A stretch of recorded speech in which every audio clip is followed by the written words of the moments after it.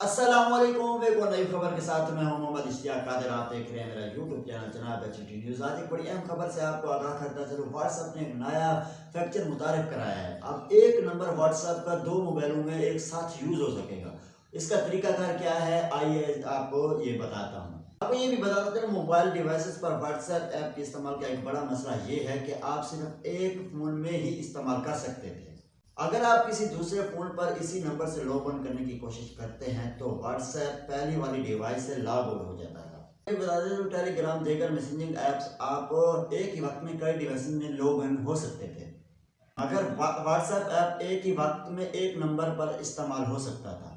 तो ये फैक्टर इस्तेमाल में आसान है और आपको ज़्यादा मेहनत भी नहीं करनी पड़ती, मगर बेशतर अफराद को इसका तरीका ही मालूम नहीं है। एक फ़ोन नंबर को दो से ज़ायद फ़ोन्स में एक ही वक्त में कैसे इस्तेमाल करें। दो मोबाइलों में व्हाट्सएप ऐप अपडेट करें, उसके बाद दूसरे या नए फ़ोन में व्हाट्सएप ऐप को ओपन करें। और आपको यह भी बता दें कि फिर लॉग ऑन पेज पर फ़ोन नंबर के इंदराज करने की बजाय और ऊपर दाएं कोने में मौजूद 3 डॉट्स मेन्यू पर क्लिक करें। यहाँ पर लिंक ए डिवाइस का ऑप्शन नजर आएगा, उसका इंतखाब करें। फिर अपने पहले वाले फोन पर व्हाट्सएप को ओपन करके सेटिंग में लिंकेड डिवाइस पर क्लिक करें। उसके बाद दूसरे फोन में QR कोड स्कैन करें। स्कैनिंग मुकम्मल होने के बाद आपका व्हाट्सएप अकाउंट दूसरे नंबर पर काम करने लगेगा, बिल्कुल उसी तरह जैसे व्हाट्सएप पर काम करता है।